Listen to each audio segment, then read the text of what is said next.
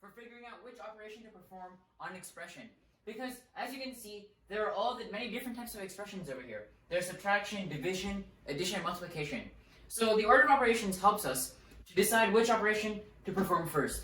So a handy acronym to remember that is PEMDAS. So PEMDAS, P-E-M-D-A-S. And basically what they stand for is P is for parentheses, E is for exponent, M is for multiply, D is for divide, A is for add, and S is for subtract. So what this means is you do the parentheses first, then the exponent, and then for multiplication and division, you do whatever comes first from left to right. And the same thing applies for addition and subtraction. You'll perform whatever operation comes first from left to right. So now let's try applying this on an example over here. Well, so we look at PEMDAS, and the first thing we see is that we need to solve the parentheses. So we check for any parentheses in here. Well, there's one right here. But then there's another expression inside the parentheses. So we see, are there exponents? Not inside the parentheses. There's no multiplication or division in the parentheses either. There's just addition and subtraction. And remember, we want to do whatever comes first from left to right. So the first thing that comes first from the left is subtraction.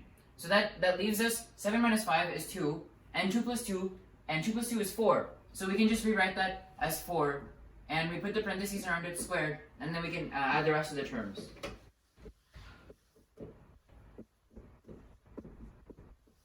And note that once you get rid of any of the operations inside our parentheses, it's okay to remove the parentheses. So we can remove the parentheses right here. The next thing we see in PEMDAS is the exponent. Well, do we see any exponents in here? Yes, the 4 is being squared, which basically means 4 times 4. So what's 4 times 4? Well, that's 16. So now we rewrite the rest of the expression. So 4 minus 32 divided by 16 times 2 plus 100. Okay, now we're done with the first two steps. Well, next comes the multiplication and division block. So what do we do first? We see that division comes first before the multiplication, so we divide first. So we do 4 minus 32 divided by 16 is 2 times 2 plus 100.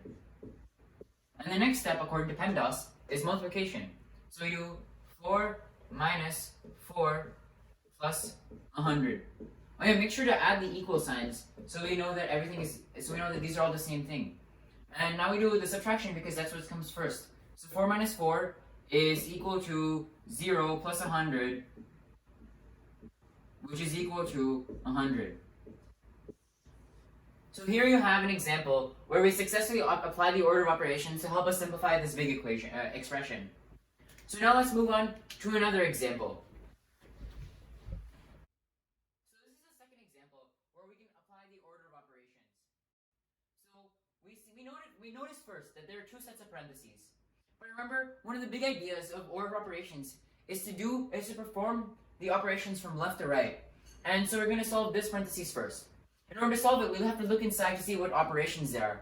So there's multiplication, exponentiation, and division. So according to PEMDAS, we want to solve the exponent first. So what's 5 squared? Well, that's 25. So we can write down 25 over here. And then we can write down the rest of the expression over here. Okay, so now what we do next is multiplication because that occurs before the division. So 3 times 25 is 75. And 75, and then we write divided by 15, and then we put in the parentheses, minus 5 minus 2 squared. And remember to put the equals to show that it's all equal. So 75 divided by 15, well, that's equal to 5. And once we reduce the expression inside the parentheses to a single number, we don't need the parentheses anymore. So we can just write this as 5. And now we're going to end up solving for the next parentheses. And this is going to be equal to 5 minus 2, well, that's 3. And 3 squared, we don't need the parentheses anymore, so we can leave this as 3 squared. And we can do 5 minus 3 squared. So now 3 squared is equal to 9. So that's just 5 minus 9. Remember to put the equals. And 5 minus 9 is just equal to negative 4.